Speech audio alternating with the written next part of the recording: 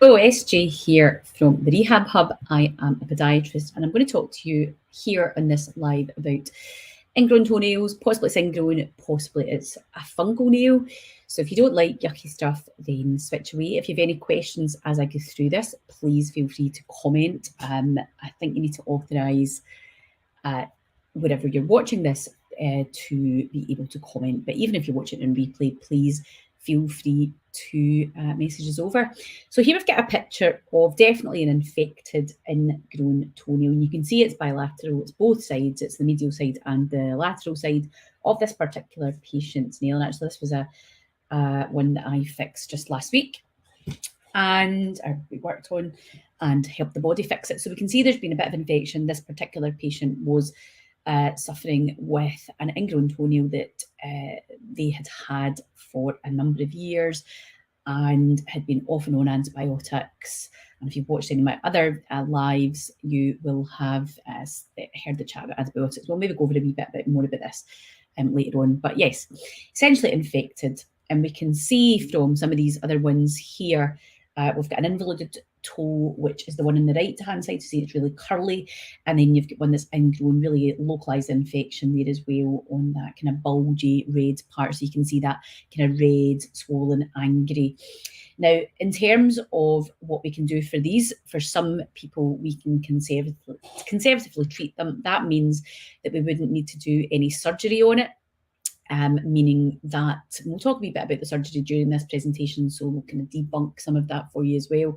But essentially, we don't always need to perform surgery to fix these. There's sometimes if we catch them early enough, we can tidy these up fairly, or kind of help you with them fairly easily. But depending on, so you can see the one on the right is a completely different shape to the one on the left-hand side of your screen.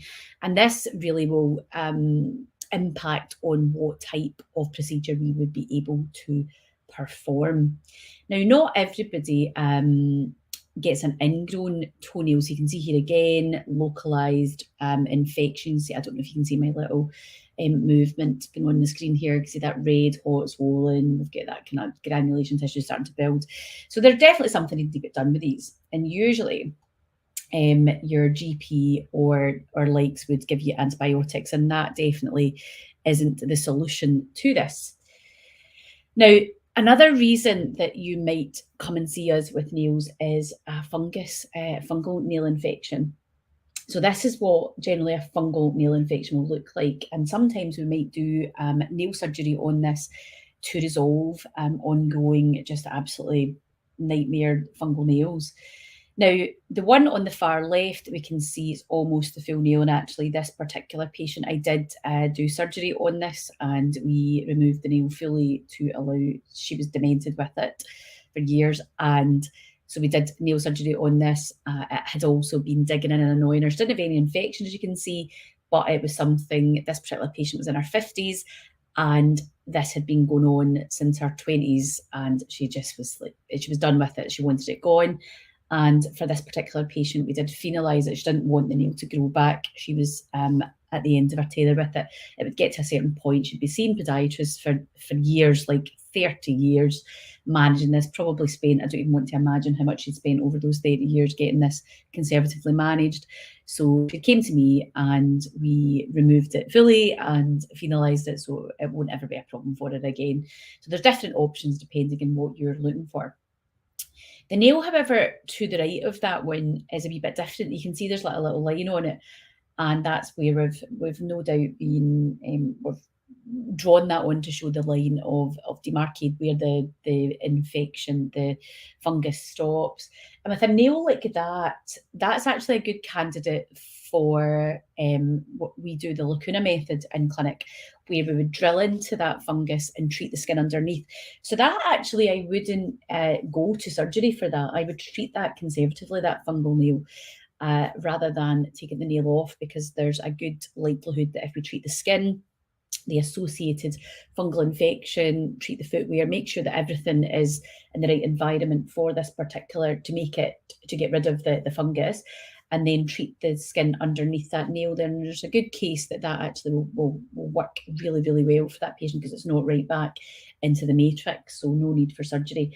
However, if you look at the far bottom one, the bottom right, corner, that is just, yeah, that needs to come off, doesn't it, if possible. So that is, it's thickened, it'll probably be all crunchy and just like flaking, and yeah, it's just, that needs to be dealt with, and it's probably quite sore, I would imagine, as well. And they do tend, some of these kind of grow up the wheel almost like a horn. Can make it wearing shoes really uncomfortable. And then because they get so thickened, there's then a risk of, because of that pressure on the skin underneath, there's a risk of ulceration underneath those nails. And that's something we can see in clinic, where you've got older patients maybe where they've their nails, your nails do tend to get thicker as you get older, and fungal infections tends to be associated with people who are older as well. So what can happen is this build-up of the nail and the pressure on that kind of skin over time. You know, they might not even feel pain if they've got peripheral neuropathy. They're maybe not feeling and have full sense on their feet, so they might not actually have pain. It might be that something's coming out of their nail, or it just looks a bit funny, and then you're then treating that, and then you find an ulcer underneath it, and that's never a good thing at that point. So thickened nails should always, you want to file them down. You always want to keep them thinner, because of that build up of pressure, and that pressure can then basically damage the tissue underneath and leave you with a wound, and then it can then become that chronic wound that is then classified as an ulcer. So it is important, because then you're then dealing with something that is pretty serious by that point. And well, this presentation isn't going into ulcerations, but it's a serious thing. So we don't want to be leaving that sort of thing. So make sure that, certainly if you've got older relatives, that you are checking these kind of things. I know feet are not the most attractive things, but even if you just get into your local podiatry practice, or somebody that will do DOMs if they're not able to get out, do take the time to have somebody look and check these kind of things. These are the kind of things we're checking for. And just because somebody's not moaning about being in pain doesn't mean to say there isn't an issue there, because they might not actually have the sensory input there. They might not actually have the ability to feel pain. So yeah, always get that checked out. But that's another candidate for nail surgery, would be a fungal infection, actually, and that's something that we treat. Right, we alluded to this in my last presentation. We spoke a little bit about antibiotics and the use of antibiotics with an ingrown toenail. And I'm not saying they don't have their place. They of course have their place, but they shouldn't be the first line unless there's an absolute reason that they need to be. And this is usually what people will go on. They've got an infection and they'll go on antibiotics, and it's not always necessary, because it's like you're not taking away that problem. And as I said in my last presentation, it's like I've left a knife stuck in you, whether it be your toe or whatever, and I'm not going to take the knife out. I'm not going to take that big jaggy bit of nail out of your toe.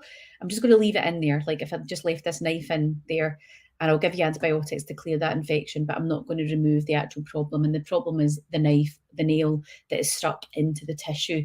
So the problem isn't the actual, the infection's there because there's a foreign body sticking into your tissue that's then allowing a portal of entry. It's allowing that infection to then happen. So we need to remove the nail, the knife, and allow the body to heal itself. And actually, in the majority of these, I mean, to be honest, in my time doing these, it's very rare for me to have to give somebody antibiotics to deal with this. The body is very equipped. If we just remove the problem, the body is more than able to deal with the fit, active, healthy people, deal with the infection itself. And if not, we have the antibiotics there, but it shouldn't be a first line thing. Let us remove the nail. So when we're talking about nail surgery, what happens, and nobody likes needles and things, so we do have to put the toe to sleep. We have to anaesthetise the toe. We use local anaesthetic. It's a really small needle, 30 gauge needle, really, really small. And we have two little jags, one on either side of the toe, because we have to deal with both of those nerves. And it's two different branches of nerves. So that's why you get two injections, one either side. It is a wee bit stingy. That's probably how I would It's almost like maybe feeling like you've got vinegar in a little cup. It's got a bit of a heat to it. It's not horrendously painful, but it is a wee bit stingy, so it's not completely painless. For kids, we can use things like Elma cream just to get over that initial scratchy sensation. But usually when you've got somebody, certainly a young one, that has got a really horribly just sore toe, right? They are demented. It's so sore. These things really are sore when they get infected, and pus and things coming out of them. You just want to get it dealt with. So it's over with really, really quickly. It's a few seconds, and then the toe won't feel anything. Right. In terms of what happens, we have different options. So within the rehab hub in Glasgow, we are a team of podiatrists. We are used to doing this in a, if not daily, weekly basis. And we can do what's called a partial removal, or we can do a full removal. We can use pheno, where we stop the nail growing back if you're wanting a more permanent solution, or we may choose not to use pheno. So in this particular image here, this is a partial. So you can see what's happening here is we're going down the side. So say, for example, that was the side that was causing the problem. We would go down with our sterile instruments and we would remove the problem. So this is like we're removing that big bit of nail that's sticking into the tissue. So imagine what I spoke about earlier, that big knife that's sticking into the tissue that is causing the problem in the first place. We are basically removing that. So we need to numb your toe up before we do that. We then remove the problem. And then at this point, we've got a choice.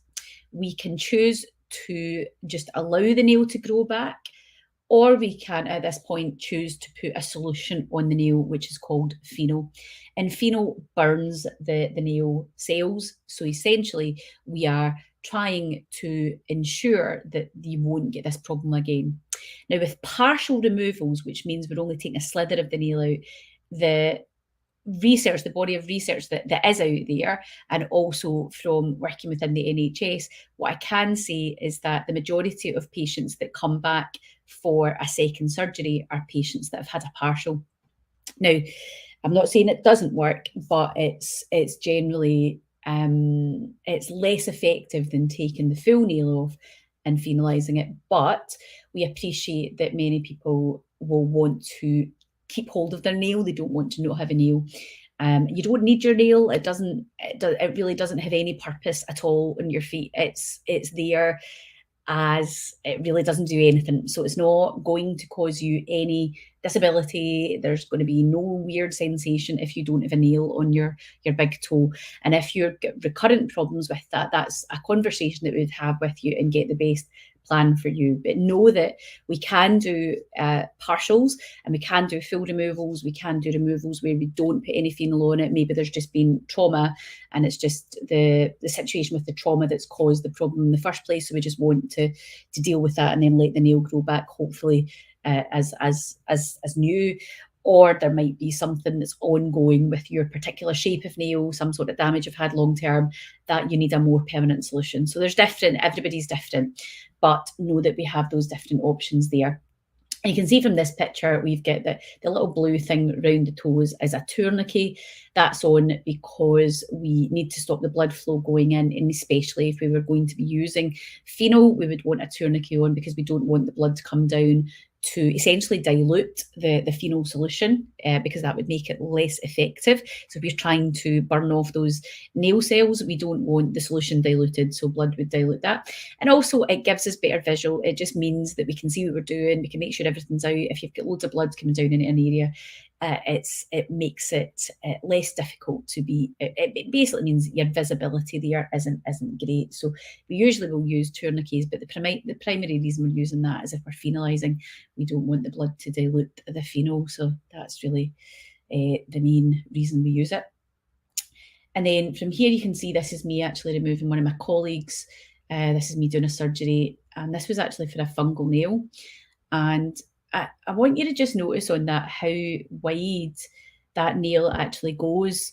And I think that's most of my patients don't quite appreciate how wide your nail actually is. So that's what we need to take out. So when we are, if I jump through to that again, when we are removing that nail, if you imagine trying to get into that without numbing your toe up. There's just no way. And you can see the green tourniquet here that I've got on with this particular patient, and that's my artery forceps. I've already been up and cleared out before going up with the artery forceps to then get a nice clean pull away from the nail bed to allow that nice clean removal of that nail. And that particular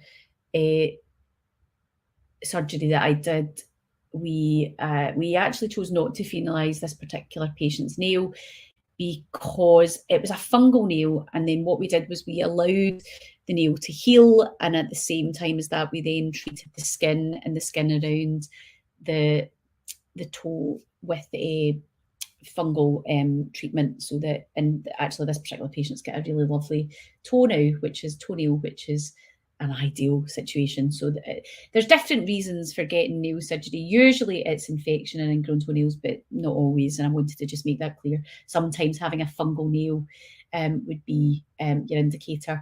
The difficulty is, depending on your fungal nails, you might have all your nails might be fungal, and that's maybe a bit much to take them all off in one day. But it's not that we couldn't do it, we just probably wouldn't do that all in one day. That's maybe a bit much, but it can be done.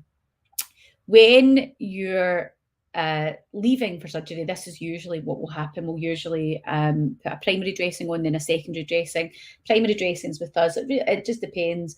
We'll usually put on a bit of Ottoman to stop the dressing sticking, and then we might put something on. If, say, for example, when we've maybe had some granulation tissue to cut away, there's maybe been some soft tissue work, scalpel work underneath that we've had to do, and that can sometimes just mean that you end up with a wee bit of bleeding, post-op bleeding. So we will sometimes use a dressing that will help with the bleeding control, and then we would then put on some sterile gauze, and then we would dress it up just with basically a little dressing to hold it all in place.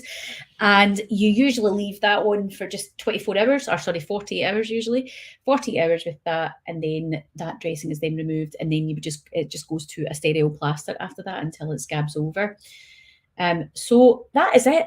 The nail surgery it isn't just for ingrown toenails, so I wanted to get that across in this presentation, this live that I was doing with you. That's been something that people have asked us. I've got a few phone calls this week about that, like, why would I get nail surgery? Why wouldn't I? Nail surgery it certainly shouldn't be taken lightly, and it's not something that everybody will be able to get, because depending on your health status, if your blood supply to your lower limb isn't great, or there's various different reasons why we wouldn't be able to do it. But for the vast majority of healthy young people, it's not a problem. Actually, a couple of patients I had last week were in their 50s, and then also had a young girl, actually quite young. She was 12, that particular patient, and just absolutely, and I it's always tougher with the younger patients, because probably the hardest bit is the injection. But we were very patient in clinic, and that particular patient took us a wee while to get an injection in, but we got it in, we got it resolved, and it's we're absolutely thrilled. Our mum and dad are absolutely delighted. But it was, we are, I suppose what I'm trying to say is that we're very used to it, and we're also very patient. And if we need to get you back and things with that particular patient, we sent her out for a hot chocolate, and just to kind of get ourselves psyched up, and then come back in an hour, and we did the procedure. That particular patient was just a wee bit nervous, and we'd booked them in a particular time, and she was just a bit too frightened to get the injection. So we gave her a wee bit of time, and then she came back an hour later and had the procedure, and everything was fine. So we're quite good at dealing with wee ones, and we're very patient. So if that was a worry about you, we're generally always going to do our best to help as much as we can and make it a calm situation. And I mean, it's not nice. It's not nice for anybody. It's never nice getting an injection, but we're very quick and we're very skilled at doing it. We are the lower limb specialist podiatrists there is nobody better to perform nail surgery than a podiatrist. It is something that we are heavily trained in during our degree. It is something that we do daily. So it is, don't put up with a big horrible sore toe. You don't always need surgery on it, but please don't worry if you do. We can absolutely help you, whether you're in Glasgow or whether you're further afield. Look out for your local HCPC registered podiatrist. So if you go into the HCPC register, which is the Healthcare Professional Council's register. So as podiatrists, we are healthcare professionals. We are regulated by the government. So you can find your local podiatrist by just going on to the HCPC website, and you'll be able to check, you'll be able to go into the podiatrist list, and you'll be able to get a list of local podiatrists. You can also get that from the Royal College of Podiatry, and depending where you are in the UK, you'll be able to do a search for your local HCPC registered podiatrist who'd be able to help you out with that if you're not in Glasgow. But that's it. So nail surgery, not as scary as maybe you would think. It's something we can absolutely help you with. Usually appointments, we can usually see you. I mean, if it's an emergency, if we needed to see you the same day, we would generally try and fit you in. If not, usually within 24 hours, we would usually top and tail you at the start or the end of a clinic. Even if we were fully booked, we would see you. Just if there was infection there, that's not something we're going to mess about with. So we would generally see you, if not the same day, we would be able to see you within 24 hours. So if you need any help, give us a call, or with this video, there will be a link. If you're watching this in replay, feel free to comment. We like comments. Feel free to share this with anybody that you think is struggling, and yeah, give us a little call if you need a hand.